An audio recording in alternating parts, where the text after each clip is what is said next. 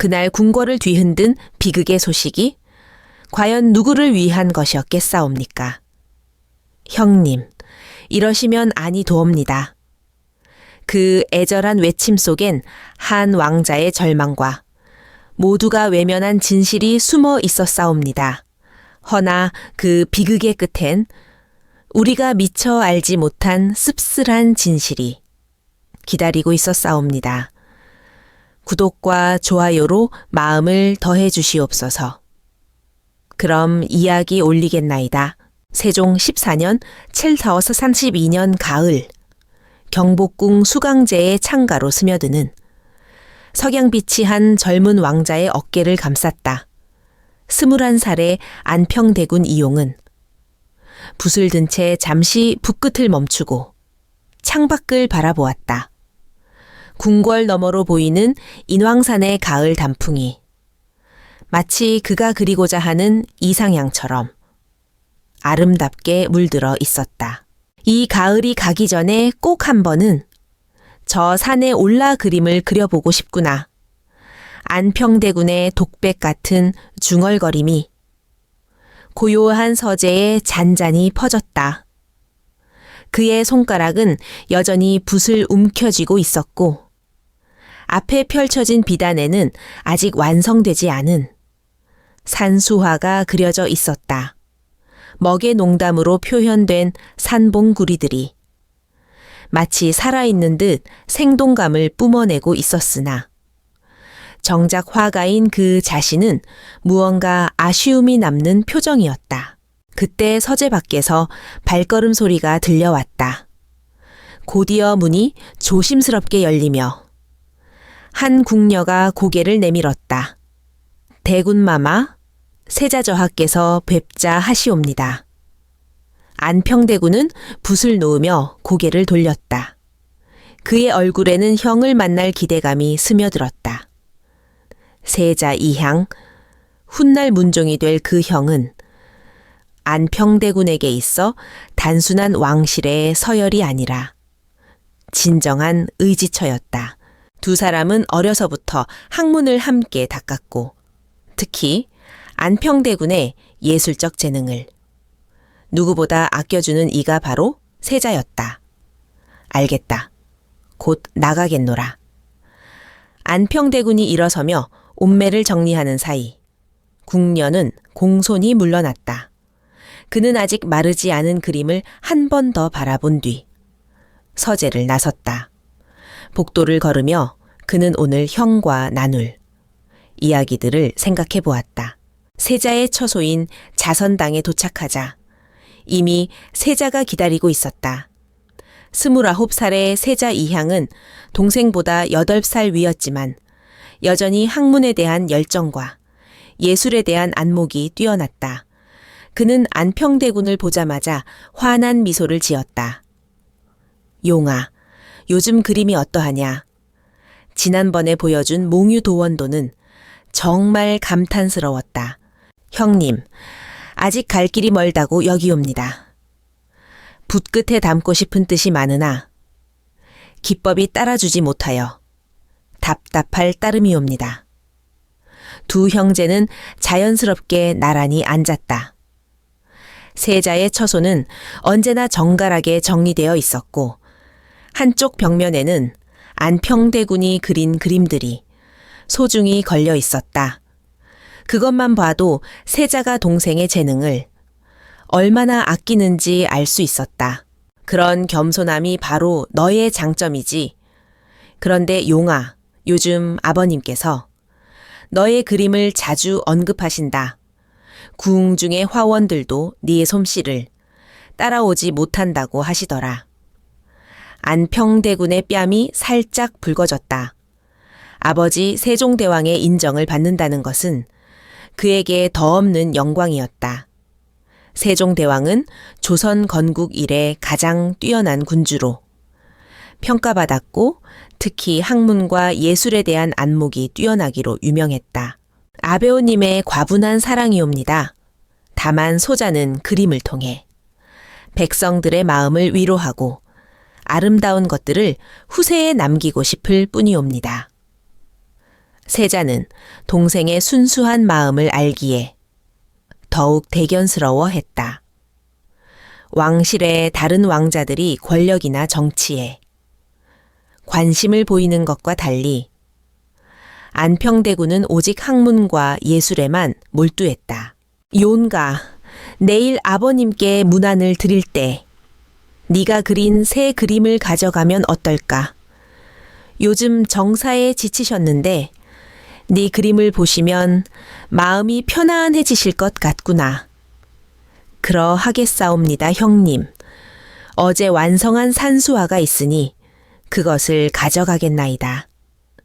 해가 지고 있는 궁궐은 고요했다. 멀리서 들려오는 저녁 종소리와 함께 두 형제는 계속해서 학문과 예술에 대한 이야기를 나누었다. 그들은 아직 몰랐다. 이렇게 평화로운 일상이 얼마 남지 않았다는 것을. 그리고 곧 왕실을 뒤흔들 거대한 파도가 몰려올 것이라는 사실을 말이다. 창밖으로 보이는 가을 하늘에는 첫 별이 떠오르기 시작했다. 안평대군은 그 별빛을 바라보며 내일 아버지께 보여드릴 그림을 생각했다. 그 그림 속에는 자신의 모든 정성과 사랑이 담겨 있었다. 하지만 그는 알지 못했다. 그 그림이 자신의 운명을 바꿀 시작점이 될 것이라는 사실을 말이다. 이튿날 아침 안평대군은 정성껏 그린 산수화를 들고 세자와 함께 강령전으로 향했습니다. 가을 아침의 차가운 공기가 두 형제의 뺨을 스쳤지만 안평대군의 마음은 따뜻했습니다. 아버지께 자신의 작품을 선보일 생각에 가슴이 설렜습니다. 그림을 조심스럽게 품에 안고 세자의 뒤를 따라 걸었습니다. 아버님께서 어떻게 생각하실까? 기대와 약간의 긴장이 교차했습니다. 강령전에 도착하자 이미 여러 신하들이 모여 있었습니다. 영의정 황희를 비롯하여 좌의정 맹사성, 그리고 예조판서 등 조정의 핵심 인물들이 세종대왕을 모시고 있었습니다. 아버님께 문안드리옵니다. 세자와 안평대군이 정중히 인사했습니다. 정각 안에는 엄숙한 분위기가 흘렀습니다. 조정의 핵심 인물들이 모인 중요한 자리였습니다. 세종대왕은 두 아들을 보자 온화한 미소를 지었습니다. 45살의 세종은 이미 많은 업적을 이룬 군주였지만 자식들 앞에서는 여전히 자상한 아버지였습니다. 특히 안평대군의 예술적 재능을 누구보다 아껴하고 있었습니다. 세자와 용이 함께 왔구나. 용아, 요즘 그림은 어떠하냐? 따뜻한 관심이 담긴 목소리였습니다. 아버지의 사랑이 느껴지는 순간이었습니다. 아베오님, 어제 완성한 작품을 가져왔사옵니다. 부족하오나 아버님께서 보시옵소서. 안평대군이 조심스럽게 그림을 펼쳐 보였습니다. 화폭에는 깊은 산속 계곡과 폭포, 그리고 그 사이로 피어오르는 안개가 절묘하게 표현되어 있었습니다. 분놀림 하나하나에 정성이 담겨 있었고 특히 물의 흐름을 표현한 기법이 뛰어났습니다. 그의 손이 살짝 떨리고 있었습니다. 아버지의 반응이 궁금했습니다. 세종대왕의 눈빛이 반짝였습니다. 이 그림을 보니 마음이 한결 편안해지는구나. 정말 훌륭하다. 주변의 신하들도 감탄사를 연발했습니다. 왕의 얼굴에는 자부심이 가득했습니다. 아들의 재능에 대한 아버지의 자랑스러움이 표정에 그대로 드러났습니다. 이런 뛰어난 작품을 보게 되다니 감동이 그의 목소리에 묻어났습니다. 그런데 그때 한 모서리에서 지켜보던 수양대군 이유의 표정이 미묘하게 변했습니다. 26살의 수양대군은 안평대군보다 5살 위였지만 예술적 재능에서는 동생에게 크게 뒤처져 있었습니다. 그는 언제나 무예와 정치에 관심이 많았고 아버지의 총애를 받는 안평대군을 지켜볼 때마다 복잡한 감정을 느꼈습니다. 그의 눈빛 깊은 곳에는 묘한 그림자가 스쳐 지나갔습니다. 축하와 질투가 교차하는 순간이었습니다. 용아, 이런 뛰어난 그림을 더 많은 사람들이 볼 수 있게 하면 어떨까? 궁중에만 두기엔 아까운 작품이구나.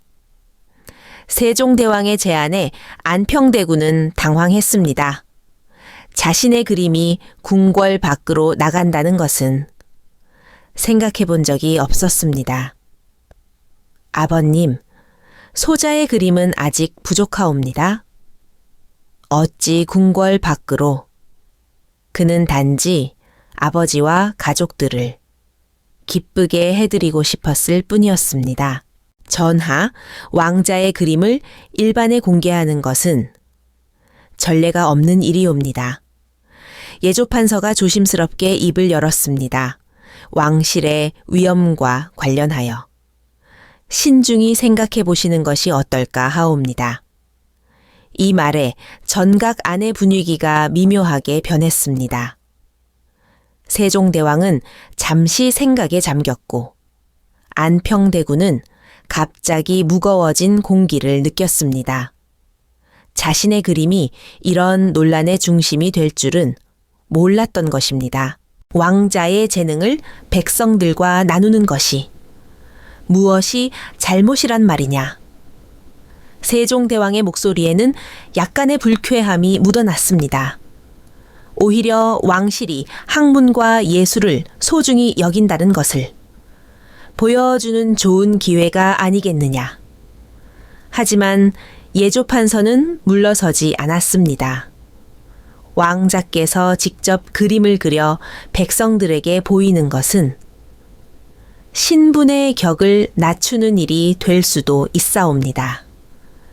갈등이 깊어지고 있었습니다. 안평대군은 신하들의 시선을 느꼈습니다. 용아우의 재능은 정말 뛰어나다고 생각하옵니다. 다만 왕자로서의 책무도 소홀히 해서는 안 된다고 여기옵니다. 수양대군의 말에 안평대군은 충격을 받았습니다. 평소 자신을 아껴주던 수양대군마저 그런 생각을 하고 있었다니 그는 갑자기 자신이 왕실에서 어떤 위치에 있는지 혼란스러워졌습니다. 믿었던 형의 말이 가슴을 찔렀습니다. 세상이 무너지는 것 같았습니다. 조회가 끝나고 형제들이 전가락을 나서는 길에 수양대군이 안평대군의 어깨에 손을 올렸습니다. 용아, 너무 마음 쓰지 마라. 형들이 모두 네 편이니까. 하지만 안평대군은 수양대군의 말이 진심인지 확신할 수 없었습니다. 오늘 일어난 일들이 단순한 의견 차이였을까? 아니면 더 깊은 무언가의 시작이었을까? 그는 알 수 없는 불안감에 휩싸였습니다. 자신의 그림이 이런 논란을 일으킬 줄 몰랐습니다. 단순히 아름다운 것을 그리고 싶었을 뿐인데 그날 이후 며칠이 흘렀지만 안평대군의 마음속 불안은 사라지지 않았다. 조회에서 일어난 일들이 계속해서 머릿속을 맴돌았다. 특히 수양대군의 미묘한 태도 변화가 그를 더욱 혼란스럽게 만들었다. 평소처럼 그림을 그리려 해도 붓끝이 떨렸고 시를 지으려 해도 마음이 산란했다. 이 불안한 마음은 무엇인가? 안평대군의 눈에 깊은 걱정이 서렸다. 대군마마, 오늘도 식사를 거의 드시지 않으셨사옵니다. 곁에서 시중을 들던 궁녀가 걱정스러운 목소리로 말했다. 안평대군은 고개를 들어 창밖을 바라보았다. 가을이 깊어가고 있었지만 그의 마음에는 겨울 같은 한기가 서려 있었다. 음식도 목으로 넘어가지 않았다. 무엇인가 큰 변화가 다가오고 있었다. 안평대군은 그것을 온몸으로 느끼고 있었다. 그때 문 밖에서 발걸음 소리가 들려왔다. 익숙한 걸음걸이에 안평대군은 세자가 찾아온 것을 알 수 있었다. 하지만 오늘의 세자는 평소와 달리 무거운 표정을 하고 있었다. 형님, 무슨 일이시옵니까? 용아, 조정에서 너에 대한 이야기가 계속 나오고 있다. 세자의 말에 안평대군의 얼굴이 굳어졌다.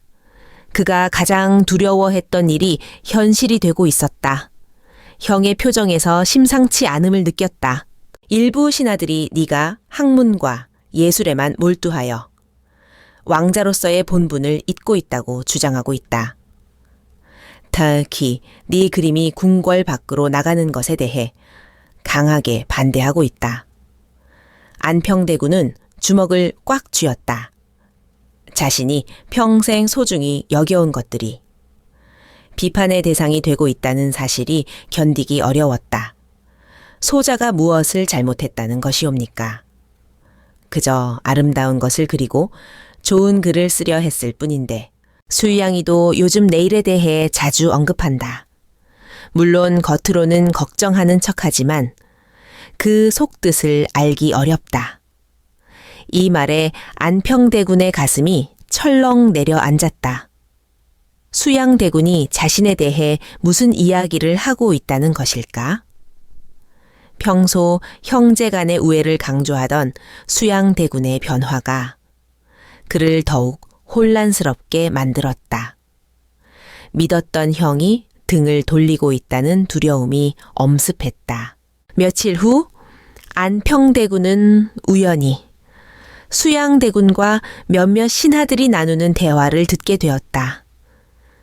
용아우는 순수한 마음을 가졌지만 때로는 그 순수함이 왕실의 해가 될 수도 있다고 생각하오. 현실을 외면하고 이상만 추구하는 모습이 과연 옳은 것인지 안평대군은 숨이 막힐 것 같았다. 자신이 가장 믿고 의지했던 형이 이런 말을 하고 있다니 더 이상 듣고 있을 수 없어서 그 자리를 떠났다. 그날 밤 안평대군은 잠을 이룰 수 없었다. 수양대군의 말들이 계속해서 머릿속을 맴돌았다. 현실을 외면하고 이상만 추구한다는 말이 특히 가슴에 박혔다. 정말 자신이 잘못된 길을 걷고 있는 것일까? 왕자로서 해야 할 일을 하지 않고 있는 것일까? 그림과 시가 정말 무의미한 것일까? 밤새도록 답 없는 질문들이 그를 괴롭혔다. 다음 날 아침, 안평대군은 평소와 달리 일찍 일어나 아버지께 문안을 드리러 갔다. 아버님, 소자에게 한 가지 여쭙고 싶은 것이 있사옵니다. 소자가 그림을 그리고 시를 짓는 것이 정말 왕자로서 옳은 일이옵니까? 혹시 소자가 본분을 잊고 있는 것은 아니옵니까? 세종대왕은 아들의 질문에 놀랐다. 평소 자신감에 차있던 안평대군이 이런 의문을 표하다니. 며칠 후 상황은 더욱 악화되었다. 안평대군이 최근에 완성한 그림이 궁중에서 분실되는 사건이 일어난 것이다. 대군마마, 그림이 어디로 갔는지 아무도 모르겠다고 하옵니다. 궁녀의 보고에 안평대군은 만견자실했다. 그 그림에는 자신의 혼이 담겨 있었는데 하루아침에 사라져 버렸다. 혹시 누군가 일부러 그런 생각이 스쳤지만 믿고 싶지 않았다. 하지만 며칠 후 더욱 충격적인 소식이 전해졌다. 분실되었던 그림이 궁궐 밖 어느 상인의 손에서 발견된 것이다. 그것도 값싸게 팔리려던 참이었다. 조사 과정에서 더욱 놀라운 사실이 드러났다. 그림을 빼돌린 자는 다름 아닌 안평대군의 측근 중 한 명이었고 안평대군의 그림이 궁궐 밖으로 나가는 것을 막기 위해서라는 이유를 댔던 것이다. 자신을 보호한다는 명목으로 이루어진 배신이었다. 소자는 도대체 무엇을 위해 살아야 하옵니까? 안평대군의 한탄 섞인 독백이 빈 서재에 울려 퍼졌다. 그림을 그릴 의욕도 시를 지을 마음도 사라져 버렸다. 그는 자신이 왕실에서 어떤 존재인지, 그리고 앞으로 어떤 길을 걸어야 하는지 알 수 없었다. 창밖으로 보이는 가을 하늘은 여전히 맑았지만 안평대군의 마음에는 먹구름이 가득했다. 이것이 단순한 예술에 대한 견해차가 아니라 자신의 생존과 직결된 정치적 음모의 시작이라는 사실을 그는 아직 몰랐다. 세종 14년 겨울, 안평대군은 완전히 고립되었습니다.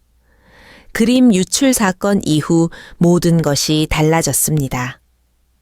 신하들의 싸늘한 시선, 수군거리는 소리들, 소자는 무엇을 위해 태어났던 것일까? 그의 한탄이 적막한 밤 공기에 녹아들었습니다.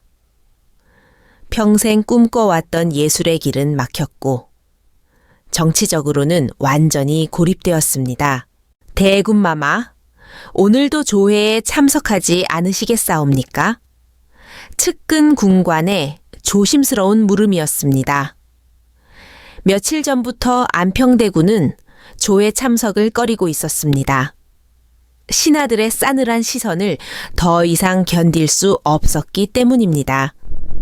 오늘은 몸이 좋지 않다고 전해라. 하지만 그의 거짓말은 곧 들통이 났습니다. 세종대왕이 직접 찾아온 것입니다. 아버지의 갑작스러운 방문에 안평대군은 황급히 일어났습니다. 아베오님, 어찌 이런 곳까지? 용아, 네가 조회에 나오지 않는다고 하니 직접 와봤다. 세종대왕의 목소리에는 걱정과 엄중함이 섞여 있었습니다. 안평대군은 아버지의 눈을 제대로 마주볼 수 없었습니다. 송구하옵니다, 아버님. 소자가 몸이 좋지 않아서. 몸이 아픈 것이 아니라 마음이 아픈 것 아니냐? 세종대왕의 날카로운 지적이었습니다. 안평대군은 할 말을 잃었습니다. 조정에서 너에 대한 말들이 많아지고 있다. 네가 이렇게 은둔하면 할수록 그 말들에 더욱 힘이 실린다. 어떤 말들이 옵니까? 왕자로서의 책임을 방기하고 있다는 말들이다. 심지어 네가 왕실의 체면을 깎아내리고 있다는 주장까지. 안평대군의 얼굴이 창백해졌습니다. 자신이 사랑했던 예술이 오히려 왕실에 해를 끼치고 있다는 말인가? 왕자는 개인의 취향만으로는 살 수 없는 존재다. 그날 저녁 더욱 충격적인 소식이 전해졌습니다. 수양대군이 중신들과 함께 상소를 올린 것입니다. 안평대군의 교육 문제에 대한 상소였습니다. 무슨 내용의 상소이옵니까? 안평대군이 떨리는 목소리로 물었습니다.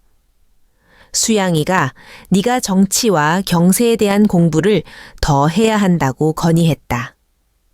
그림과 글보다는 실물을 익혀야 한다는 내용이다. 형님이 그런 말을? 안평대군은 믿을 수 없다는 표정을 지었습니다. 용가, 나는 내 편이다. 하지만 상황이 이렇게 되면서 내가 할 수 있는 일도 제한적이다. 세자의 안타까운 목소리였습니다. 안평대군의 마음을 더욱 무겁게 만들었습니다. 세자마저 자신을 완전히 보호해 줄 수 없다는 현실. 안평대군은 주저앉고 싶은 충동을 느꼈습니다. 자신이 믿었던 형이 등을 돌렸다는 사실, 그것이 공식적인 상소의 형태로 나타났다는 절망. 며칠 후 안평대군은 수양대군과 직접 대면했습니다. 경회루 근처에서 우연히 마주친 두 형제. 형님께서 소재에 대한 상소를 올리셨다고 들었사옵니다. 그렇다. 수양대군의 단답형 대답에 안평대군은 당황했습니다. 평소 자상했던 형의 모습은 온데간데 없었습니다. 어찌하여 그런 결정을 내리셨사옵니까? 용아, 내 그림이 나쁘다는 것이 아니다. 하지만 때가 있는 법이다. 형님, 혹시 소자를 경계하고 계시는 것은 아니옵니까? 수양대군이 걸음을 멈췄습니다. 잠시의 침묵 후 그가 돌아보며 말했습니다. 용아, 이 궁궐에서는 모든 것이 정치다. 그림도 글도 심지어 형제간의 정도 말이다. 그것을 잊지 마라. 이 말을 남기고 수양대군은 사라졌습니다. 모든 것이 정치다라는 말이 그의 가슴을 얼어붙게 만들었습니다. 그날 밤 안평대군은 서재에 앉았습니다. 지금까지 그린 그림들을 하나하나 꺼내보았습니다. 그 그림들에는 자신의 순수한 마음과 꿈이 담겨 있었습니다. 하지만 이제 그 모든 것이 무의미하게 느껴졌습니다. 이 모든 것이 헛된 일이었단 말인가? 안평대군의 독백이 정적 속에서 울려 퍼졌습니다. 그는 붓을 들어 새로운 그림을 그리려 했지만 손이 떨려서 제대로 선을 그을 수 없었습니다. 며칠 후 설상가상으로 더 나쁜 소식이 전해졌습니다. 조정의 일부 대신들이 직접 간언을 올린 것입니다. 안평대군의 처신에 대한 간언이었습니다. 왕자로서 부적절한 행동을 한다는 주장, 왕실의 권위에 해를 끼친다는 내용, 대군마마 상황이 심각해지고 있사옵니다. 측근의 보고에 안평대군은 더 이상 놀라지도 않았습니다. 이미 모든 것을 포기한 상태였기 때문입니다. 그날 밤 안평대군은 홀로 궁궐의 정원을 걸었습니다. 차가운 겨울바람이 그의 얼굴을 스쳤습니다. 하지만 그의 마음은 그보다 더 추웠습니다. 소자는 무엇을 위해 태어났던 것일까? 절망의 끝에서 안평대군은 한 가지 깨달음을 얻었습니다. 지금까지 자신은 너무나 순진했다는 것을, 궁궐의 현실을 제대로 보지 못했다는 것을, 만약 이것이 정치라면 소자도 정치를 배워야겠구나. 차가운 밤바람 속에서 안평대군의 눈빛이 달라지기 시작했습니다. 그날 밤 서재로 돌아온 안평대군은 오랫동안 잠들지 못했습니다. 차가운 밤바람이 창틈으로 스며들어와 촛불을 흔들었지만 그의 마음속 혼란은 그보다 더 격렬했습니다. 절망의 끝에서 다진 결심이 무엇을 의미하는지 아직 명확하지 않았습니다. 다만 지금까지의 순진한 자신과는 작별해야 한다는 것만큼은 분명했습니다. 문득 그의 시선이 한쪽 벽에 걸린 오래된 그림에 머물렀습니다. 어린 시절 처음으로 완성한 작품이었습니다. 서툰 붓질이지만 그 안에는 순수한 열정이 고스란히 담겨 있었습니다. 안평대군은 천천히 일어나 그 그림 앞으로 다가갔습니다. 그때는 이토록 단순했거늘 그의 입에서 작은 탄식이 흘러나왔습니다. 그 그림을 보자 어린 시절의 기억들이 물밀듯이 밀려왔습니다. 20년 전 아직 세상의 복잡함을 모르던 시절의 일들이 하나하나 되살아났습니다. 그때 안평대군은 겨우 7살이었습니다. 아버지 세종대왕이 즉위한 지 얼마 되지 않아 궁궐 전체가 새로운 기운으로 가득했던 시절이었습니다. 욘가 또 그림을 그리고 있구나. 기억 속에서 젊은 세종대왕의 목소리가 들려왔습니다.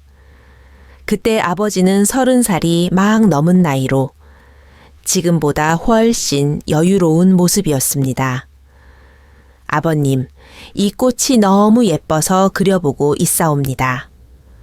어린 안평대군이 정원에 핀 국화를 가리키며 해맑게 웃었던 모습이 떠올랐습니다. 아름다운 것을 보고 그리고 싶어 하는 마음, 그것이 바로 예술의 시작이다. 용가, 네가 그리는 그림에는 특별한 것이 있다. 특별한 것이라니요, 아버님? 마음이다. 네 그림에는 마음이 담겨 있다. 그것이 다른 이들과 다른 점이니라. 그 말씀이 어린 안평대군에게는 큰 격려가 되었습니다. 아버지의 인정을 받은 기쁨에 그는 더욱 열심히 그림을 그렸고 시간이 흐를수록 실력도 늘어갔습니다. 하지만 그때도 모든 사람이 안평대군의 예술에 찬성한 것은 아니었습니다. 일부 신하들은 왕자가 그림에만 몰두하는 것을 우려했고 특히 유교적 이상을 중시하는 이들은 실용성 없는 예술을 탐탁지 않게 여겼습니다. 왕자께서는 경전 공부에 더욱 힘쓰셔야 하지 않겠사옵니까? 그림은 역에나 하시는 것이 좋겠사옵니다. 당시 안평대군의 스승이었던 한 대신이 조심스럽게 건의했던 말이었습니다. 당시 안평대군의 당당한 대답을 기억하며 지금의 그는 씁쓸한 웃음을 지었습니다. 소자는 그림을 통해서도 학문을 하고 있사옵니다.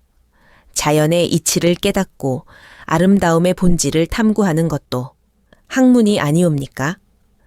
그때의 자신은 얼마나 순진했던가.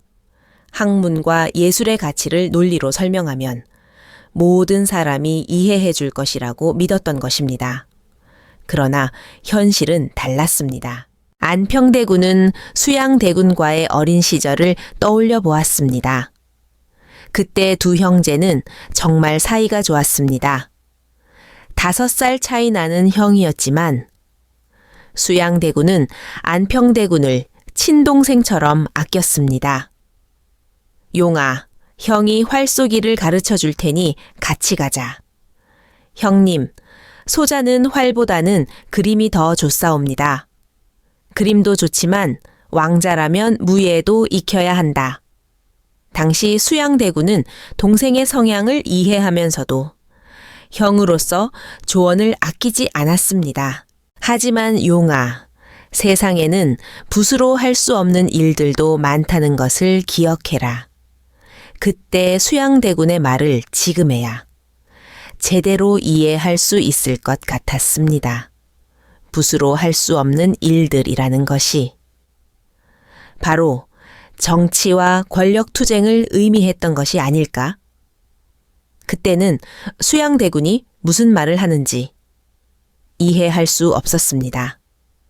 재능이 있으면 마땅히 발휘해야 하는 것 아닌가?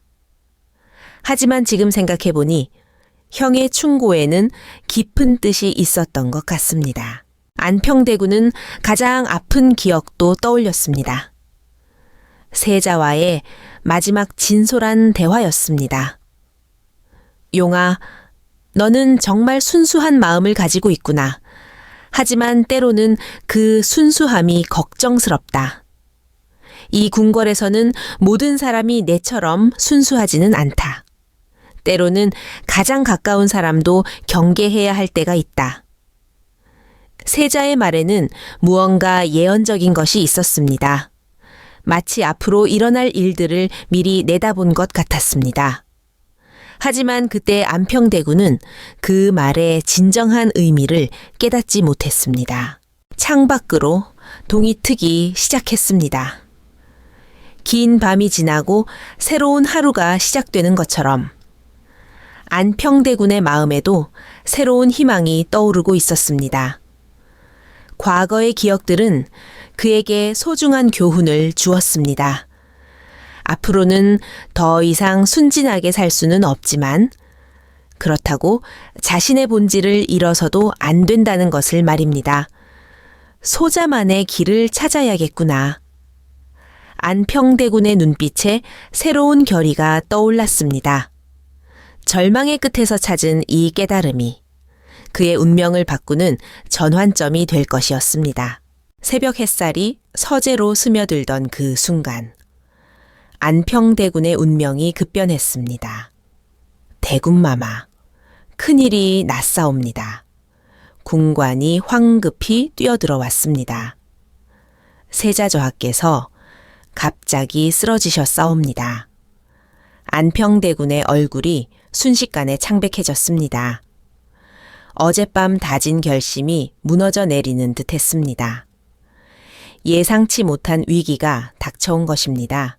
자선당에 도착하니 이미 어이들이 분주했습니다. 세자는 침상에 누워 있었습니다. 평소의 건강한 모습과는 전혀 달랐습니다. 얼굴은 핏기를 잃었고 호흡도 가쁘게 몰아쉬고 있었습니다. 형님, 안평대군이 침상 곁으로 달려갔습니다. 세자가 간신히 눈을 떴습니다. 그의 눈빛에는 고통과 간절함이 담겨 있었습니다. 용가, 네가 왔구나. 형님, 어찌 이렇게 되셨사옵니까?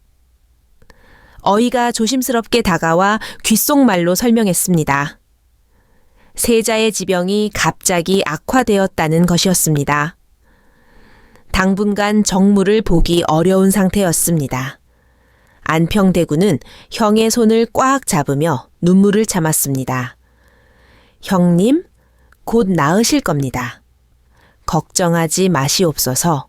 세자가 침상 옆에서 작은 상자를 꺼냈습니다. 이것들을 보아라, 용아. 안평대군이 문서를 살펴보자 놀라지 않을 수 없었습니다. 수양대군과 중신들 사이에 오간 편지들이었습니다. 왕위 계승에 대한 구체적인 계획들이 담겨 있었습니다.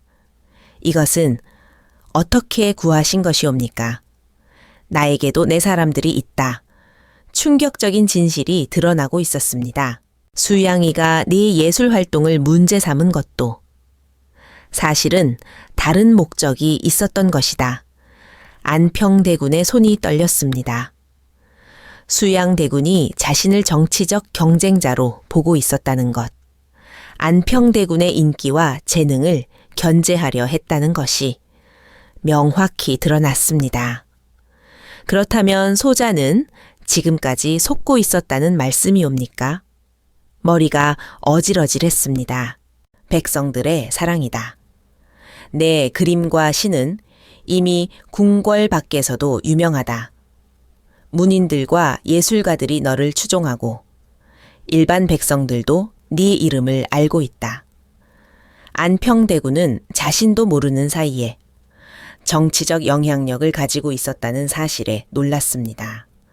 단순히 아름다운 것을 추구했을 뿐인데 그것이 권력의 관점에서는 위험한 것으로 해석된 것입니다.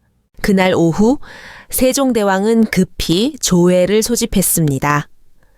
세자의 병환으로 인한 공백을 메우기 위한 조치였습니다. 조회장에 들어선 안평대군은 분위기가 평소와 다르다는 것을 즉시 느꼈습니다.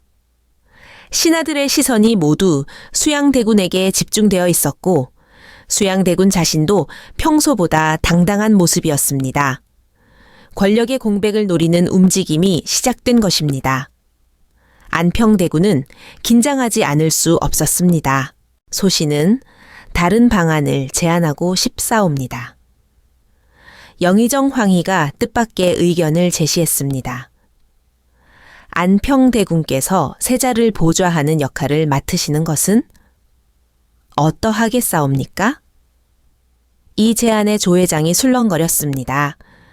안평대군 자신도 놀라지 않을 수 없었습니다. 황희 대감이 왜 갑자기 자신을 추천하는 것일까? 예상치 못한 변수가 나타난 것입니다. 조회가 끝난 후 황희 대감이 안평대군을 따로 불렀습니다. 수양대군의 야심을 견제할 필요가 있기 때문입니다. 그가 너무 성급하게 권력을 잡으려 하고 있사옵니다. 안평대군은 정치적 역학관계를 조금씩 이해하기 시작했습니다. 조정에는 수양대군을 견제하려는 세력도 있었던 것입니다. 대군 마마께서는 정치적 야심이 없으시기에 오히려 적절한 균형점 역할을 할 수 있사옵니다. 자신도 모르는 사이에 정치적 게임에 중요한 말이 되어 있었습니다. 무력이나 음모가 아닌 덕과 예술로 사람들의 마음을 얻으시는 것이지요. 그 순간 안평대군은 전에 없던 깨달음을 얻었습니다. 지금까지 예술과 정치를 분리해서 생각했지만 어쩌면 예술 자체가 가장 강력한 정치적 무기일 수도 있다는 것을 소자만의 길을 찾겠사옵니다. 안평대군의 눈빛에 새로운 결의가 떠올랐습니다. 더 이상 수동적으로 당하기만 하는 희생자가 아니라 자신만의 방식으로 상황을 주도해 나가겠다는 의지였습니다. 절망의 끝에서 찾은 전환점이 마침내 현실이 되는 순간이었습니다. 황희 대감과의 대화를 마친 안평대군. 그는 완전히 새로운 사람이 된 듯한 기분이었습니다. 지금까지 자신을 올가매던 혼란과 절망이 한순간에 거치기 시작했습니다. 앞으로 나아갈 길이 비로소 보이기 시작했습니다. 하지만 동시에 그는 알고 있었습니다. 이제부터가 진짜 시작이라는 것을 그의 눈빛에 새로운 결의가 담겼습니다. 그날 밤 안평대군은 오랜만에 붓을 들었습니다. 하지만 이번에는 달랐습니다. 단순히 아름다운 풍경을 그리는 것이 아니었습니다. 조선의 백성들이 살아가는 모습을, 그들의 희로애락을 담기 시작했습니다. 농부가 논을 갈고 아이들이 뛰노는 모습, 어머니가 자식을 품에 안고 있는 장면들이 화폭에 생생하게 살아났습니다.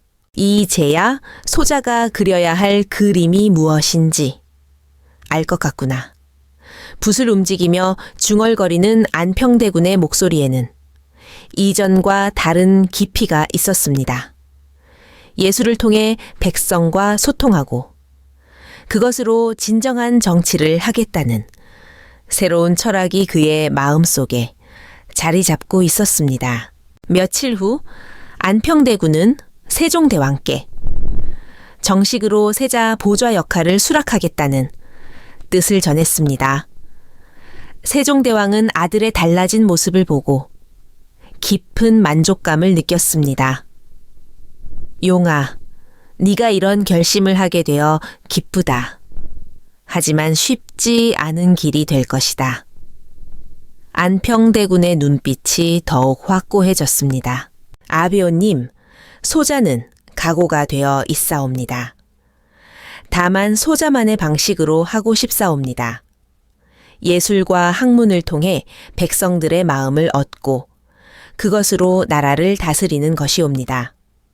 무력이나 권모술수가 아닌 덕과 문화로 말이옵니다. 세종대왕의 눈빛이 반짝였습니다.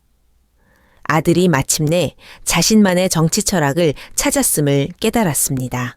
안평대군은 세자의 병상을 찾아가 형과 긴 대화를 나누었습니다. 형님, 소자가 형님을 보좌하며 배우고 싶사옵니다. 용아, 네가 이렇게 달라진 것을 보니 마음이 든든하다.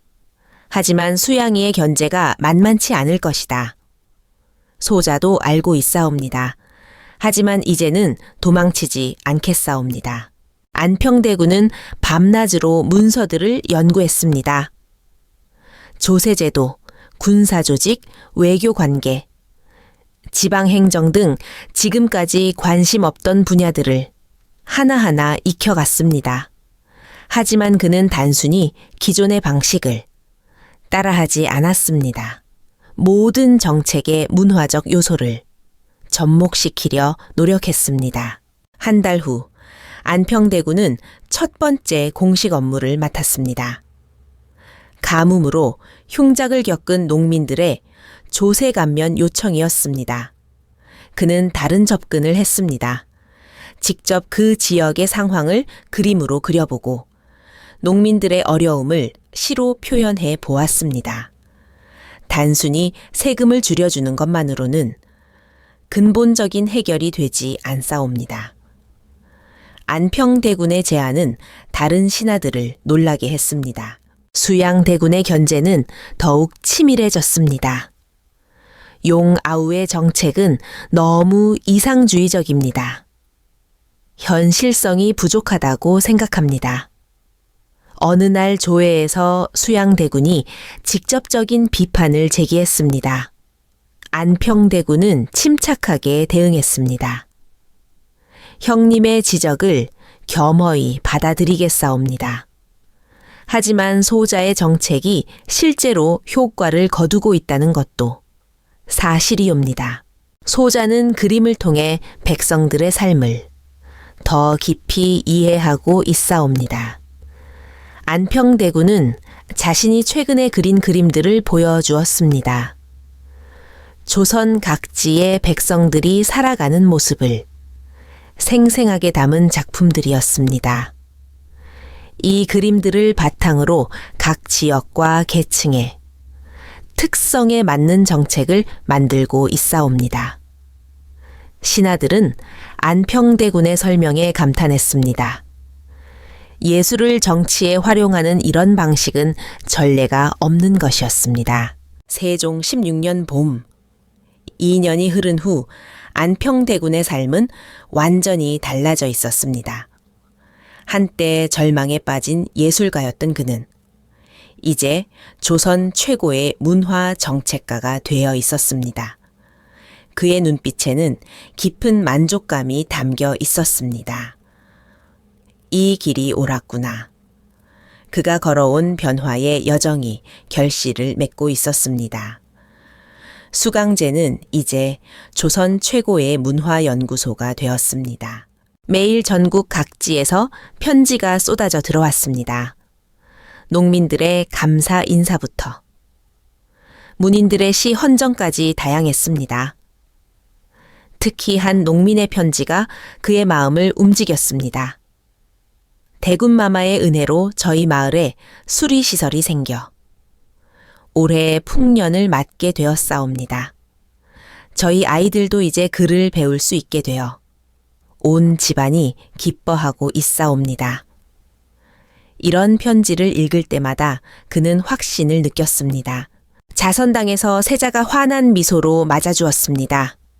그의 얼굴에는 건강한 혈색이 돌아와 있었습니다. 눈빛도 예전처럼 또렷했습니다. 용아, 오늘 좋은 소식이 있다. 세자의 목소리에는 기쁨이 가득했습니다. 2년 전의 위기를 함께 극복한 후 두 형제의 유대감은 더욱 깊어졌습니다. 이제 그들은 진정한 동반자가 되어 있었습니다. 아베오님께서 네 문화 정책을 전국으로 확대하라고 명하셨다. 안평대군의 얼굴이 환하게 밝아졌습니다. 특히 네가 만든 백성교화도를 모든 관청에 배포하여 교육 자료로 사용하라고 하셨다.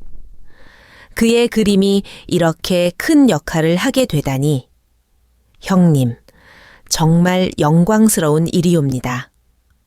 소자의 그림이 이렇게 큰 역할을 할 수 있다니 예술과 정치의 완벽한 조화였습니다.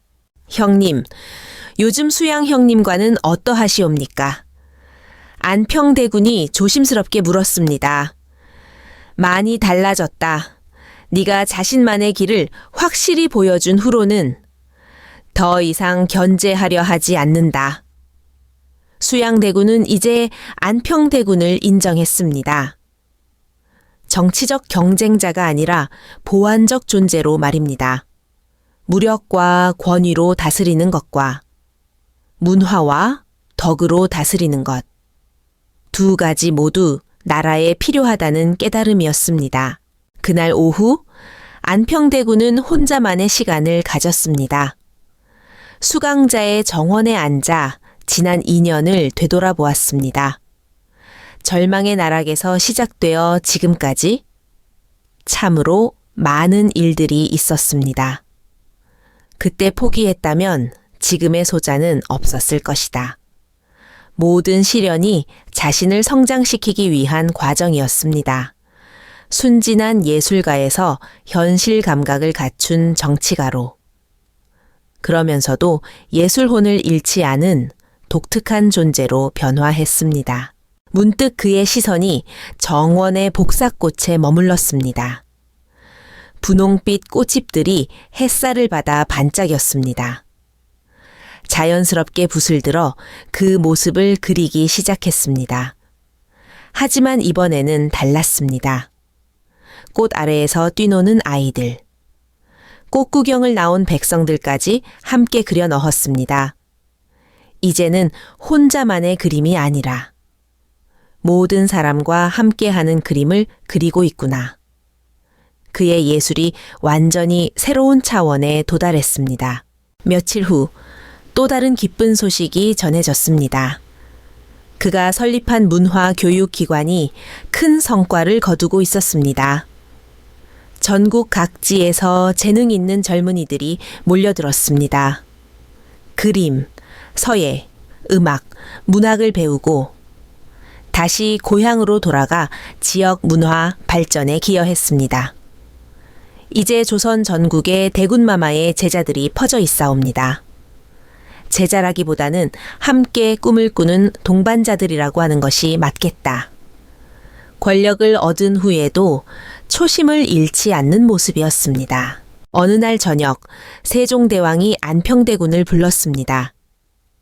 용아, 네가 이렇게 변화하는 것을 보면서 아버지로서 정말 자랑스럽다. 처음에는 네가 너무 순진해서 걱정이 많았는데 이제는 오히려 네게서 배울 점이 많다. 안평대군은 깊은 감동을 받았습니다. 아버지의 인정을 받는 것만큼 큰 기쁨은 없었습니다. 조선의 미래는 너 같은 사람들의 손에 달려 있다. 어느 화창한 봄날, 안평대군은 경복궁 후원을 거닐었습니다. 벚꽃이 만개한 길을 걸으며 자신의 삶을 돌아보았습니다. 절망과 좌절, 그리고 깨달음과 성장. 모든 것이 지금의 자신을 만들어낸 소중한 과정이었습니다. 진정한 예술가란 아름다운 것을 그리는 사람이 아니라 세상을 아름답게 만드는 사람이구나. 안평대군은 이제 완전히 다른 사람이 되어 있었습니다. 하지만 그 변화의 핵심에는 여전히 순수한 예술혼이 자리 잡고 있었습니다. 조선 최고의 예술가에서 백성을 사랑하는 정치가가 된 안평대군. 그의 이야기는 절망을 희망으로 바꾸는 인간 승리의 드라마였습니다.